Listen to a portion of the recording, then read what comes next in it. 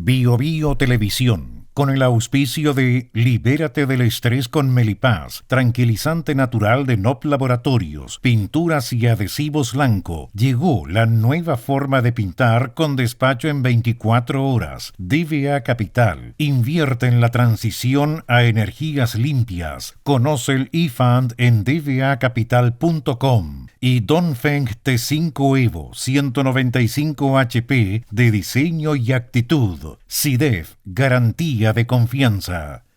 Presentan comentarios de Tomás Mochati. ¿Andas acelerado? ¿Te sientes más irritable y alterado? ¿Te cuesta dormir bien? Tranquilízate naturalmente con Melipaz, que calma la ansiedad, relaja y reduce el estrés. Libérate del estrés con Melipaz. Pídelo en todas las farmacias del país. Ella le pone magia al color. Nos hace muy felices, compartimos nuestro amor. Ponle magia tú también, deja la imaginación volar. Que todo luzca hermoso como siempre está tu hogar. Mi mundo es mejor con Lanco. Sabemos que la pelea contra el cambio climático se gana eliminando las emisiones de CO2. A partir de eso, creamos eFund, un fondo que invierte en las compañías que están liderando la electrificación del mundo. Invierte en eFund, sé parte del futuro eléctrico y sube los sentidos de tu inversión.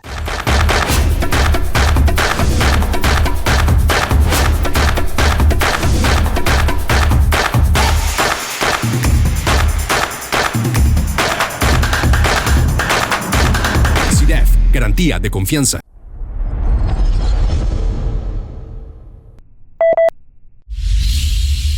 En la columna anterior hablamos de ese Consejo de Seguridad Nacional, ese COSENA, al que convocó el presidente Gabriel Boric, presionado por la oposición de derecha y también por las circunstancias. Llamo circunstancias a los graves problemas de seguridad pública que enfrenta el país. Leer las actas del COSENA causa alarma, dijimos. Fue una especie de conversación de sobremesa, superficial, insulsa, banal. Si consideramos la importancia de los temas que se trataban, podríamos calificar esa reunión de simplemente frívola. Fue todo ridículo, en que los militares dicen que no quieren estar en centros poblados, que hay que tener claras las reglas del uso de la fuerza, que si salen, cualquier denuncia debe ser conocida por la justicia militar. Y que había que distinguir, dijeron los militares, si solo iban a proteger la infraestructura crítica o también el orden público. O sea, ellos dicen, nosotros queremos defender el cemento, el fierro, la fonolita, pero nada de entrometerse en lo que los delincuentes puedan hacer ahí. Con esa disposición, usted comprenderá, estamos fritos. Lo que algunos sostuvieron es que conocer esas actas, las del Consejo de Seguridad Nacional, agrava la inseguridad nacional, porque quedan patentes las precariedades, la falta de voluntad, la ausencia de determinación, el reblandecimiento. Voy a repetir la palabra, reblandecimiento de la clase dirigente, de la clase política y de la clase militar. Mientras tanto, amplios sectores del Frente Amplio y del Partido Comunista se oponen a la dictación de la ley que regula el uso de la fuerza, la RUF. Se oponen a la ley de infraestructura crítica, se oponen a la ley de inteligencia. Y el gobierno está detenido en medio de sus diferencias internas. Todo esto es muy patético. Sábado 13 de enero recién pasado, en la esquina de calle Galaxia e Inca del Oro, en Maipú, Santiago, un padre llevaba a su hija en su vehículo. La había pasado a buscar a la casa de sus abuelos. Desde otro auto les dispararon y mataron a la niña. Le dispararon una ráfaga. Como ocurre a cada rato, de inmediato los policías hablaron de un ajuste de cuentas. Esa estúpida explicación que dan de inmediato como para decir que es un asesinato que vale menos. Es un asesinato que importa menos, que es un asunto de ellos, que ahí la vida vale poquito, que tiene menos relevancia. Policías que repiten una y otra vez, ante tantos asesinatos, un ajuste de cuenta, como el perro de Pavlov. El abuelo de la niña reaccionó indignado, de esta niña de 10 años. No es un ajuste de cuentas. Lo confundieron, dijo. Él no venía de un cumpleaños. ¿Quién nos va a devolver la niña? Nadie. ¿Saben cómo está la familia? Se llenan la boca diciendo que es un ajuste de cuentas. Se equivocaron. La camioneta no tenía vidrios polarizados. No tiene nada ajeno lo que sea una camioneta común, normal, nada. Él venía de su trabajo, sí, estaba sucio porque tenía una vulcanización. Ella, se refiere a la niña, lamentablemente es víctima de la violencia que hay acá. Y aquí hago un paréntesis, porque mientras velaban a esta niña, Agustina se llamaba, de 10 años, acribillaron a una persona en la calle a poca distancia del velatorio, en la población Joaquín Olivares, en un hecho que no está conectado con este otro. Es simplemente un ejemplo de la inseguridad diaria que se vive en muchas calles. El abuelo de Agustina tenía razón. No tenía nada que ver con un ajuste de cuentas. El asesino, un colombiano de 19 años, el que disparó la ráfaga de disparos, es un sicario. ¿Y saben ustedes? Tiene tarifa. ¿Y saben ustedes? Negoció su tarifa porque se piden descuentos por WhatsApp. Lo que ocurre es que se equivocó de víctima, se equivocó de blanco. Como hemos dicho muchas veces, el negocio del sicariato, la posibilidad de que cualquiera contrate para mandar a matar existe en Chile. Hay tarifas y ¿sabe una cosa? No son caras. Ahora, es entre ellos. Por el momento es entre ellos, es verdad. Pero pronto será un fiscal demasiado acucioso al que le llegarán las balas. Después un juez demasiado poco benevolente. Y luego un periodista molestoso. Y luego, ya que existe el mercado y el tarifario, un empresario a querer eliminar al competidor demasiado bueno para él. Y será en algún momento un político, porque la oferta ya está. Para enfrentar todo esto, mientras matan gente a cada rato en la calle, tenemos a la clase política detenida por las diferencias en el oficialismo acerca de la RUF, de la ley de inteligencia, de la ley de infraestructura crítica, y tenemos esa tonta reunión del COSENA. Quiero recordar que al COSENA no invitaron ni al fiscal nacional, o sea, a ese señor que dirige el organismo que investiga los delitos y trata de que condenen a los delincuentes, no invitaron a la ANI, la Agencia Nacional de Inteligencia, ni a los jefes de los servicios de inteligencia de las Fuerzas Armadas, ni a Gendarmería, que también tiene un servicio de inteligencia. Es todo un poco tonto, ¿no? Tonto y triste. Llega a tanto la tontera que todos sabemos que hay una gran dificultad para saber cuál es la identidad de las personas extranjeras indocumentadas que han ingresado a Chile clandestinamente. Simplemente entran y dan cualquier nombre, muchos de ellos. Una ayuda es la base de datos de Interpol, que es la Policía Internacional Criminal. Pero resulta que esta base de datos solo puede acceder la Policía de Investigaciones, la PDI. Carabineros no está integrado a Interpol porque la PDI, dicen, se opone por un asunto esto de celos. Una tontera, de nuevo. Cada vez que Carabineros detiene a alguien, tiene que ir a pedir el favor a un cuartel de la PDI para que ellos entren a la base de Interpol. Y como no hay cuarteles de la PDI en todo Chile, y sí los hay de Carabineros, a veces esos carabineros cuando detienen a alguien deben recorrer kilómetros y kilómetros, largas distancias hasta llegar a un cuartel de la PDI. Todo estúpido. Manuel Monsalve, el subsecretario del Interior, dijo hace tiempo que esto él lo iba a solucionar en una semana. Hasta ahora no pasa nada. Monsalve, Manuel, el subsecretario, no ha explicado por qué lo que promete no lo cumple. Pero ¿se da cuenta de toda esta completa torpeza? Como las cosas, así como dicen los ciúticos, se están precipitando, esta semana hubo un nuevo capítulo. Fue secuestrado un oficial en retiro de las Fuerzas Armadas de Venezuela, Ronald Ojeda Moreno, de 32 años. No era cualquiera, sino un activo opositor al régimen de Nicolás Maduro. Además, era un comando. Es uno de los tantos militares que han sido degradados y expulsados de la Fuerza Armada Bolivariana. Ojeda dijo que el año 2017 había sido detenido, interrogado y torturado en la Dirección General de Contrainteligencia Militar del gobierno de Maduro y luego encarcelado en un recinto penitenciario que se llama Ramo Verde. De ahí escapó, se arrancó cuando estaba siendo trasladado y en 2018 ya estaba en Chile. Esto es muy importante. El gobierno de Gabriel Boric le otorgó el estatus de refugiado político. Eso lo hizo hace poco, recién en noviembre del año pasado, hace pocos meses. Entonces debe haber entregado Walter Ojeda importantes antecedentes para que le confirieran este estatus. El gobierno de Maduro lo acusó de conspirar en contra del régimen y un diario venezolano lo vinculó a la operación Brazalete con ataques a instalaciones militares en Táchira y un ataque al gobernador del lugar, Freddy Bernales. Lo cierto es que Walter Ojeda, este teniente, apareció en listas oficiales del gobierno bolivariano con acusaciones que lo llevaron a la degradación y expulsión. Fuentes de inteligencia señalan que hay muchos militares venezolanos que han pedido refugio político y asilo en Chile. Hasta este instante no sabemos a cuánto se le ha aceptado la solicitud. Lo que sí sabemos es que hay una treintena que están siendo investigados por las autoridades chilenas. Lo que no sabemos es si el gobierno pidió informes a los servicios de inteligencia de esta treintena de militares. A ver, coloquemos esto en contexto. Desde el año 2010, 30.598 extranjeros de todas nacionalidades han pedido refugio en Chile. 30.598 desde el 2010, refugio. Solo se les ha otorgado ese refugio al 3,1%.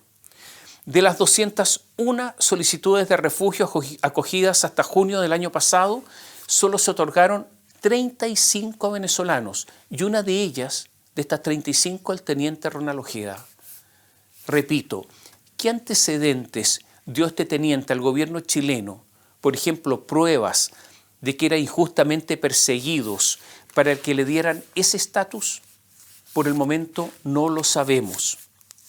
El miércoles pasado, a las 3:34 de la madrugada, un automóvil marca Nissan, modelo Versa, color gris metálico, con una baliza azul instalada en su interior, se acercó lentamente a un edificio alto que se levanta en la calle El Molino, comuna de Independencia. Este auto, Nissan modelo Versa, es el auto común que utiliza la dotación de la Policía de Investigaciones. Es el más común que usan. Naturalmente que está sin identificación. Las balizas de color azul son las mismas que usa la Policía de Investigaciones. Se acercaron a este edificio de la comuna de Independencia, se bajaron 4 personas con la misma ropa que usan los PDI. Ahora, es ropa de fácil compra, de fácil adquisición, las venden en el comercio. Pero además estaban estas 4 personas con chaleco antibala. Y estos 4 hombres, en las imágenes, parecen perfectamente sincronizados, parecen un equipo, parecen hombres entrenados. Están al parecer armados y llevan casco, al parecer de acero. El conserje, a esa hora medio adormecido, le dicen a este señor, somos de la PDI. Todo esto es raro, porque ocurre que dicen somos de la PDI pero con acento venezolano. Ingresaron al departamento, piso 14, ingresan con violencia, como si fuera un allanamiento, y solo demoran 40 segundos en salir, en llevarse al teniente Walter Ojeda, a quien lo levantan de la cama. No le dan tiempo siquiera para ponerse un pantalón, nada. Actúan con total desparpajo. Lo bajan solo con ropa interior, semidesnudo, maniatado. O sea, una operación totalmente limpia. Lo último que se sabe es que habría otros 2 autos que formaban parte del comando y que estaban en las cercanías. O sea, al menos, mínimo, 6 personas estaban participando en este operativo tipo comando. La esposa del teniente Walter Ojeda va a una comisaría de carabineros. Los carabineros van con ella a un cuartel de la PDI a preguntar, ¿son PDI los que intervinieron en este procedimiento? No, no somos nosotros, le dicen los PDI. Se encienden las alarmas. Temprano en la mañana se reúne la ministra Carolina Toay y los asesores. Y aquí empiezan los problemas. Porque se estima inmediatamente que una de las alternativas es que podría haber sido un comando de la policía secreta venezolana operando en Chile. Ante una alternativa como esta, hay otras. Ante una posibilidad como esta en un país normal, en un país en que se estima que podrían estar operando agentes de inteligencia extranjera, de inmediato se habrían bloqueado las rutas que rodean la capital, buscando el auto, haciendo controles para impedir que salgan de la capital, que escapen. Pero en Santiago de Chile nada de eso ocurre, nada. Al parecer no hay planes para este tipo de cosas que los tienen todas las capitales de un país medianamente organizado. Pasadas las 15 horas, recién pasadas las 15 horas, llega una comunicación a las unidades de carabineros para que actúen, vigilen, agudicen la vista, escuchen. Muy tarde, a ritmo de tortuga, digno de un funcionario público cansado. También se pidió, muchas horas después de lo ocurrido, poner atención en la frontera. Y esto es, pongan atención, como si el límite fronterizo, poroso nuestro, después de un simple aviso, pudiera transformarse en algo que hace tiempo no es, o sea, en infranqueable. Y también se dio aviso a la policía marítima, a la misma que le cuesta encontrar siquiera un poco de la droga que pasa por los puertos chilenos, y se avisó a los aeropuertos. Y Carabineros del OS9 incluso se dio a conocer números telefónicos, por si usted y yo, cualquiera, sabe algo. Entonces, para que los llamen. ¿Le doy el número? 2292-21070, por si acaso usted sabe algo. 2292-21070. Mientras todas estas autoridades actuaban de esta manera, los secuestradores no actuaron rápido. Una hora después de llevarse a Walter Ojeda, abandonaron el Nissan Versa en la autopista costanera norte, en la comuna de Renca. Al interior había vestimentas falsas de la PDI. Normalmente, cuando se trata de delitos comunes, los delincuentes usan autos robados. Aquí no usaron autos robados. O sea, tomaron todas las providencias. Fueron muy profesionales porque clonaron al menos uno de estos autos que utilizaron. Opciones que se barajan: autosecuestro, crimen organizado o, como les decía, una operación de inteligencia de Nicolás Maduro totalmente osada en país extranjero, en Chile. Dato: hasta el momento no se ha pedido rescate. Por lo tanto, secuestro del crimen organizado es raro. Normalmente son secuestros o vengativos o extorsivos. Ocurre que el teniente Ojeda no tiene deudas en el mercado informal, podría haber sido una cobranza, y además tiene un trabajo estable, formal. En la misma tarde se comentaba que a los servicios de inteligencia y contrainteligencia de las Fuerzas Armadas, los únicos que medianamente algo funcionan, no les habían pasado información ni hecho algún requerimiento por parte de autoridades gubernamentales. O sea, estaban operando a solas, a oscuras, de oficio, por sí y ante sí. Algunos sostenían que el comando podría ya estar en Bolivia, fuera del alcance de cualquier chileno, y de ahí viaje a Caracas si es que era un operativo del gobierno de Nicolás Maduro. El gobierno, en todo caso, hizo un anuncio inmediatamente. Dijo: vamos a presentar una querella de esas que se dirigen contra, usted lo adivinó, contra todos los que resultan responsables. O sea, se aplica ese manual de cortapalos que tienen a mano. Mientras se sucedían estas informaciones, un ex militar venezolano se acercó a la 4ª Comisaría de Carabineros de Talca para pedir protección. Si le pasa eso a Ojeda, me puede pasar también a mí. Teme ser secuestrado. La ministra del Interior, Carolina Toá, emitió una declaración rara, un poco cantinflesca. Dijo así, esto es textual: desde la política, al menos desde este gobierno, no van a haber ninguna conjetura, no vamos a avalar una ni descartar otra hasta que la investigación no confirme que la dirección válida es una respecto a la otra. No sé si entendió lo que dijo, pero eso es lo que dijo la ministra del Interior. Les decíamos que podía ser un operativo de Nicolás Maduro o de venezolanos con cubanos, ya que ambos servicios de inteligencia, el venezolano y el cubano, han realizado operaciones en conjunto. Ahora, esto es muy loco. Esto es una simple imaginación. Ocurre que hay un antecedente de una operación en el exterior. Franklin Alfredo Caldera Martínez, igual que Ojeda, también era teniente. Caldera Martínez. También solicitó asilo político alegando que era perseguido. Lo hizo en Colombia. También el régimen de Nicolás Maduro lo acusó de liderar una operación contra el gobierno llamada Aurora. También Colombia reclamó el secuestro y también el gobierno venezolano, el chavismo, lo negó. Todo en eso se parece, hasta que el teniente Martínez Caldera apareció en la cárcel Ramo Verde, la misma en la que estuvo Ojeda. O sea, este teniente Martínez fue secuestrado y llevado a Venezuela y de hecho será en estos días procesado por conspiración. Algunos de la inteligencia chilena sostienen que el gobierno venezolano va a negar todo. De hecho, ya lo hizo el número 2 del chavismo, Diosdado Cabello. Y después podría aparecer en la cárcel, allá en Venezuela, como un aviso de que nadie escapa al régimen, aunque otro país, por ejemplo Chile, le otorgue refugio. Un dato, otros dicen simplemente que podría haber sido una operación de la oposición venezolana para arrinconar aún más al gobierno de Maduro, pero es una opción que ha sido por muchos descartada. Manuel Monsalve intentó por un montón de tiempo que alguien del gobierno venezolano lo recibiera. Todos sabemos las malas relaciones que hay entre el gobierno chileno y el venezolano, y estuvo levantando el teléfono pidiendo reunión una y otra vez. Y le dieron largas, tantas largas, que el asunto se acercó a la humillación, a él, al gobierno y a Chile.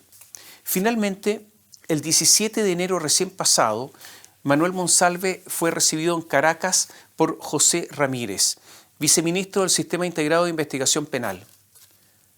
Monsalve terminó la reunión y se mostró contento. Dijo alegre que iban a compartir información biométrica y decadactilar, que intercambiarían antecedentes penales de blancos investigativos, que compartirían información respecto de estructuras criminales y sus líderes. Estaba feliz. Todo esto lo logramos, dijo.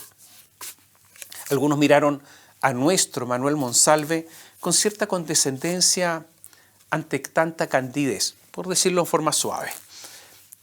Si Walter Ojeda aparece en Venezuela, Monsalve deberá ser necesariamente considerado un hombre inadecuado para el cargo, para decirlo de nuevo elegantemente.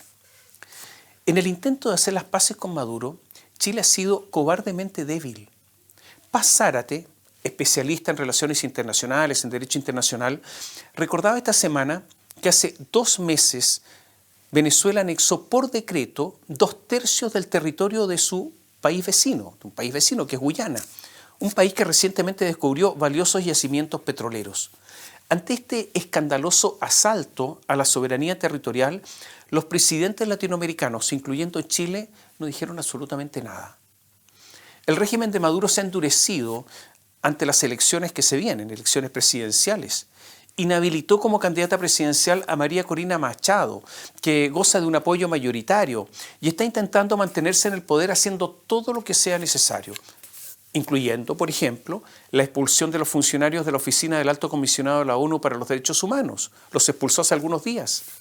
En Chile, la relación con Maduro además está condicionada por la alianza afectiva y política del Partido Comunista con el régimen chavista. Lo cierto es que con nuestras fronteras porosas, con la cantidad de inmigrantes venezolanos indocumentados y que pueden dar cualquier identidad cuando les preguntan, yo me llamo Juan González, José Pérez, cualquiera, la posibilidad de que el chavismo haya introducido agentes en Chile es enorme.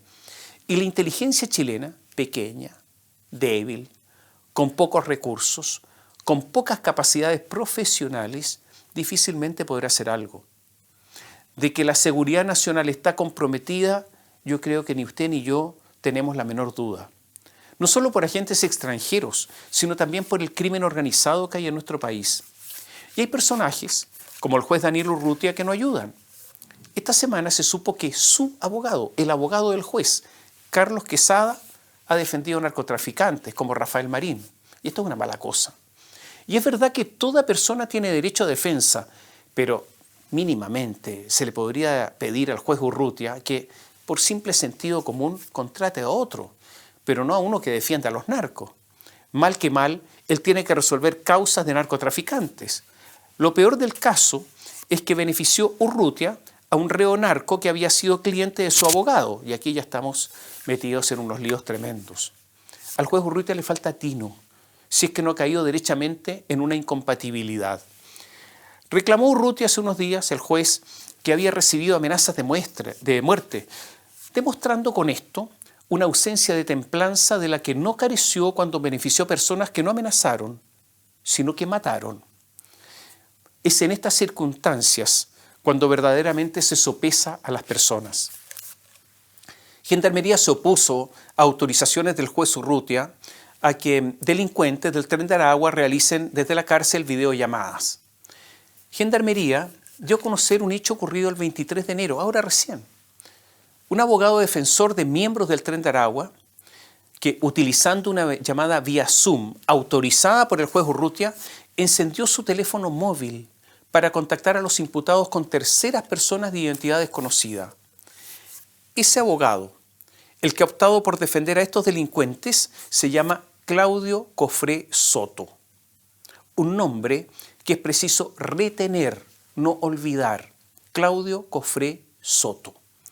Él defiende a Carlos González Vaca, alias Satanás, uno de los jefes del Tren de Aragua en Chile.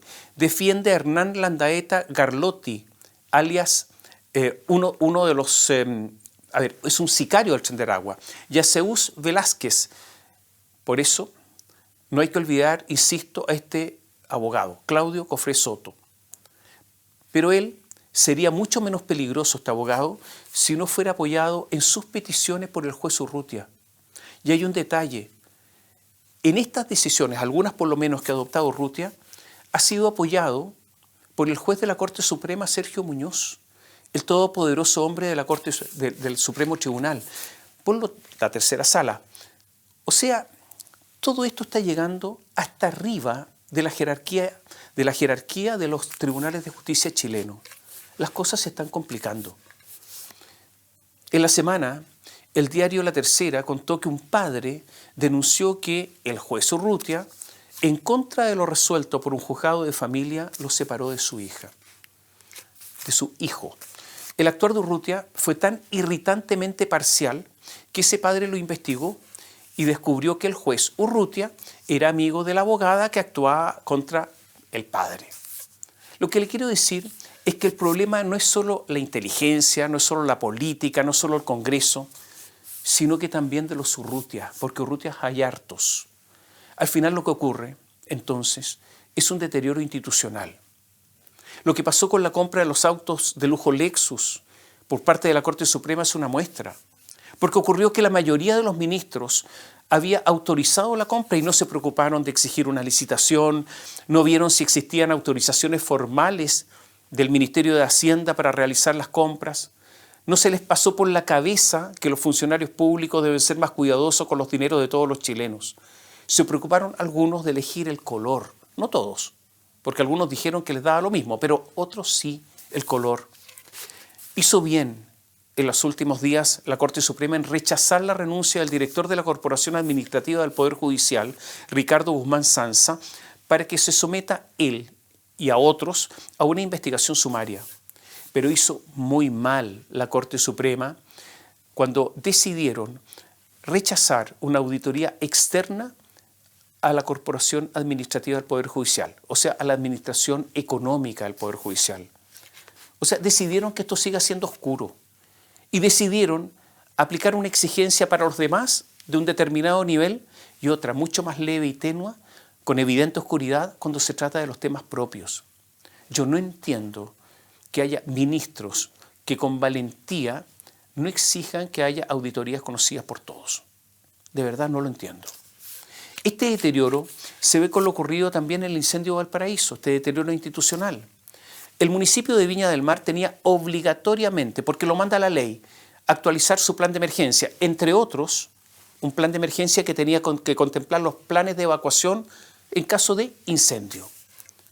¿Qué hizo? Lo primero que hizo, mantuvo uno copiado, un plagio, uno de otra ciudad. Se lo rechazaron, naturalmente. Después mandó otro, pero estaba incompleto. La CONAF había realizado en 2021 un estudio completo de Viña del Mar de lo que había que hacer para prevenir incendios. Bueno, el municipio plagió, después mandó un plan incompleto y en materia de las recomendaciones de CONAF no hizo nada. Y así, los pilló el incendio de este verano con 133 muertos. Y la alcaldesa Macarena Ripamonte, impúdica, habla como si nada hubiera ocurrido. Es que ella no hizo lo que tenía que hacer. Hay demasiada ostensible irresponsabilidad. Y ahora se habla de las labores posteriores al mega incendio de Valparaíso, Viña del Mar, Quilpué, Villa Alemana. Entonces la ministra de Defensa, Maya Fernández, asumió como coordinadora. La sacaron a los 4 días, solo por pequeñeces políticas, por ese asunto de la pelea entre el socialismo democrático y los otros. ¿Qué culpa tiene la gente de esas peleas? Gabriel Boric entonces nombró a Camila Vallejo, pero el gobierno tiene delegada presidencial, nombrada por el presidente Boric en la zona. Se llama Sofía González, no les gusta. Tienen que nombrar a otra persona. Hay un gobernador que es oficialista, se llama Rodrigo Mundaca, no les gusta. Y están los alcaldes, que pueden hacer, que pueden preocuparse de eso. Jorge Charp, Macarena Ripamonte, Javiera Toledo, Valeria Melipillán, no les gusta. Para aliviar a Camila y sus mezquinas luchas de poder, ahora nombraron a un gerente de la reconstrucción. Esto no es broma, se llama Patricio Coronado. ¿Qué burocracia? ¿Cuántos funcionarios en pocos días?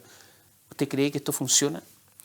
Cuando se habla de debilitamiento institucional, es en verdad el debilitamiento de la democracia. Sería bueno que la clase política, después, cuando pasen cosas, cuando la leche esté derramada, no reclame, no se conduela, no proclame penas, no proclame arrepentimientos. Le doy un ejemplo. Todos los años, el presidente designa a 95 abogados integrantes de la Corte Suprema y cada 3 años designa a 12 abogados integrantes, 95 abogados de Corte de Apelaciones y cada 3 años a 12 abogados integrantes de la Corte Suprema. Son jueces temporales que vienen de una estructura ajena al Poder Judicial. Y todos los presidentes designan, hay que reconocerlo, a una buena parte de abogados afines a su pensamiento.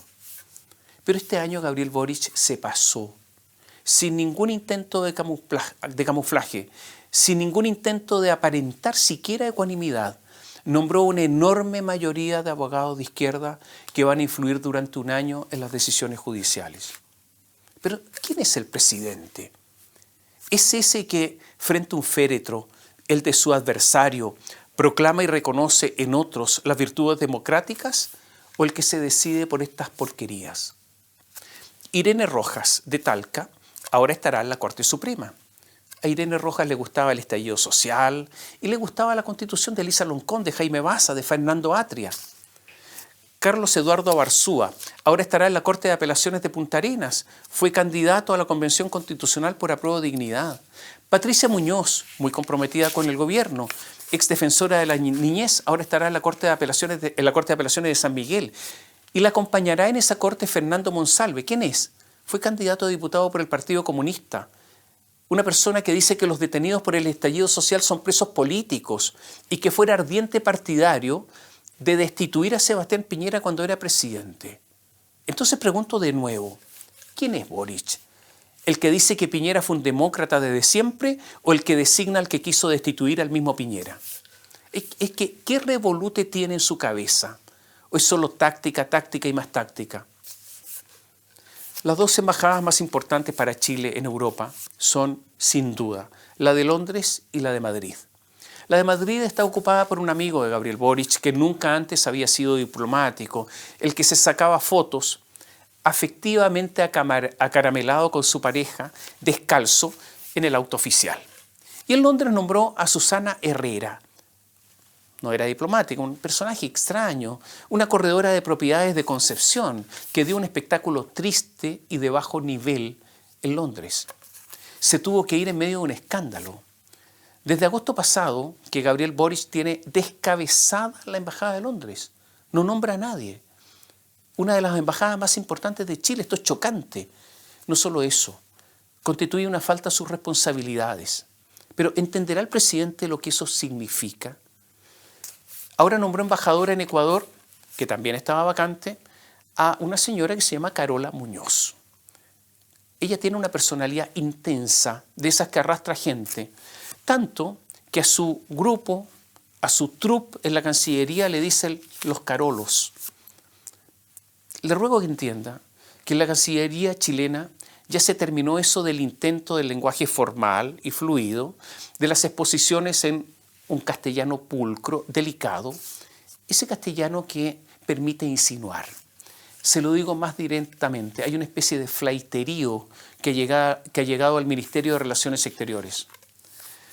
Cuando se conoció, porque ellos la dieron a conocer, la grabación de una reunión oficial en que se conversaba de nuestra política exterior, dirigida por una de las peores cancilleres de los últimos 30 años, si no la peor, Antonio Rejola, una reunión oficial de la cúpula de la Cancillería, en que se hablaba a punta de garabatos, de mediocridades, de conversación superficial sobre asuntos esenciales, de una mala educación notable y vulgar.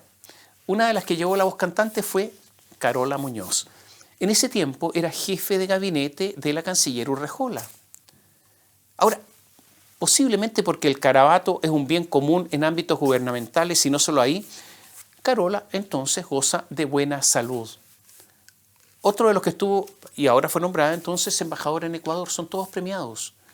Y resulta que otro de los que estuvo en esa reunión fue Alex Sedgwick. Y después de los garabatos, lo nombraron embajador en la formal Viena. Parece que un antecedente para llegar a ser embajador ahora, en estos tiempos, es andar a garabato limpio. Los colegios de Atacama estuvieron casi 3 meses parados el año pasado. En la prueba de acceso a la universidad a los estudiantes de Atacama les fue horrible, porque no tuvieron clases. Se reclamó de falta de infraestructura. El gobierno se comprometió a hacer los arreglos durante el verano. La subsecretaria de Educación, Alejandra Arratia, hace pocos días dijo que los trabajos en 60 colegios de Atacama estarían terminados el 5 de marzo, cuando comiencen las clases. Yariela Ardiles, presidenta del Colegio de Profesores de la región, dijo que ella miente descaradamente. Nicolás Cataldo, el ministro de Educación, desmintió a su subsecretaria. Los trabajos no estarán listos, pero dijo que se debían al robo y al vandalismo en verano. Una vez más, un problema de gestión. Los servicios locales de educación pública, los famosos LEP, estos son los servicios que están reemplazando las municipalidades, estos que garantizarían el relanzamiento de la educación estatal, el sueño de Nicolás Eizaguirre hecho realidad, no es capaz ni siquiera de arreglar colegios. La calidad de la educación, menos. Hace solo algunas horas, el Ministerio Público allanó el Servicio Local de Educación de Colchagua, luego del lapidario informe de Contraloría.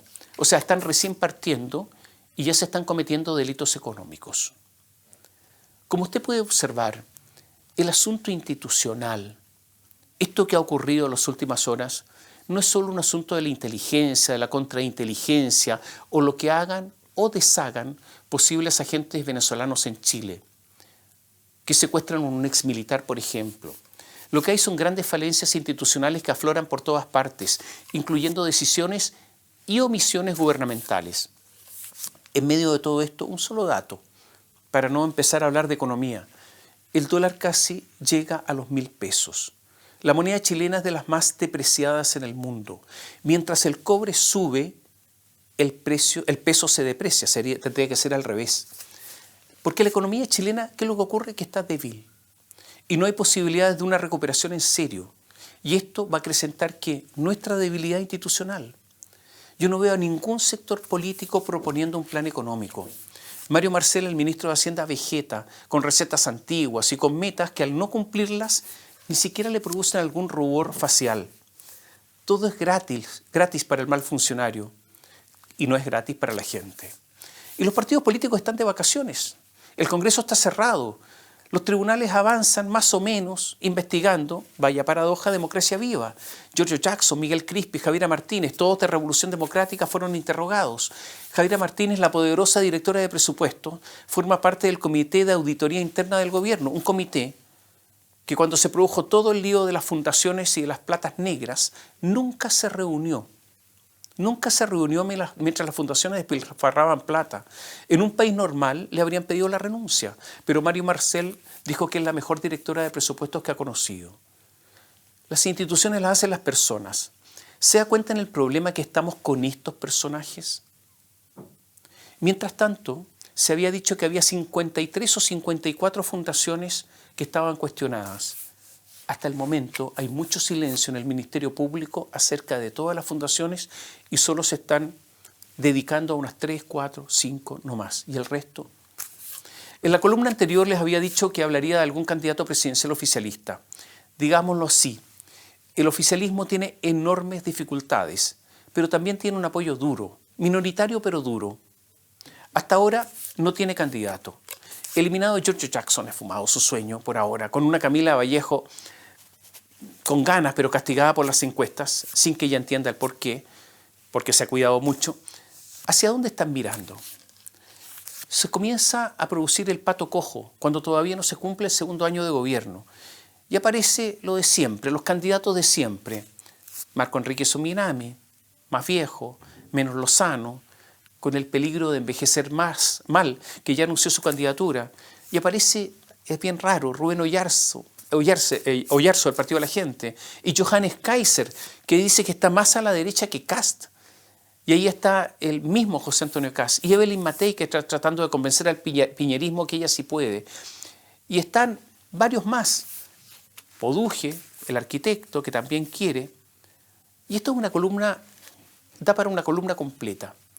Están apareciendo los candidatos mientras el oficialismo busca uno, tratando de posicionarlo. Entonces, vamos a hacer alguna próxima columna sobre candidaturas presidenciales, de todo lo que se está barajando, pero también les contaremos quién sería o podría ser el candidato al oficialismo. ¿En quién se está pensando? En alguien en que casi nadie piensa, pero algunos sí piensan. Hasta la próxima. Bio Bio Televisión, con el auspicio de Libérate del estrés con Melipaz, tranquilizante natural de NOP Laboratorios, pinturas y adhesivos Lanco. Llegó la nueva forma de pintar con despacho en 24 horas. DVA Capital, invierte en la transición a energías limpias. Conoce el eFund en dvacapital.com. Y Dongfeng T5 Evo 195 HP de diseño y actitud. SIDEF, garantía de confianza. Presentaron comentarios de Tomás Mochati. ¿Andas acelerado? ¿Te sientes más irritable y alterado? ¿Te cuesta dormir bien? Tranquilízate naturalmente con Melipaz, que calma la ansiedad, relaja y reduce el estrés. Libérate del estrés con Melipaz. Pídelo en todas las farmacias del país.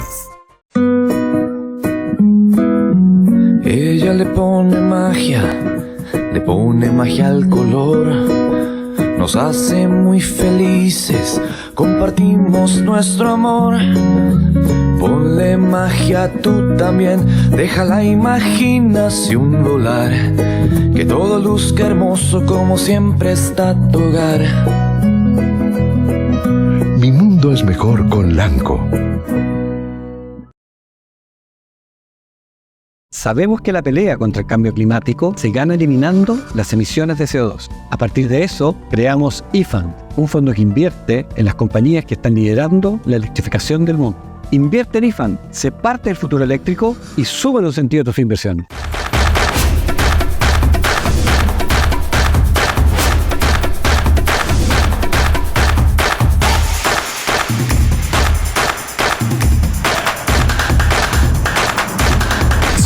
Garantía de confianza.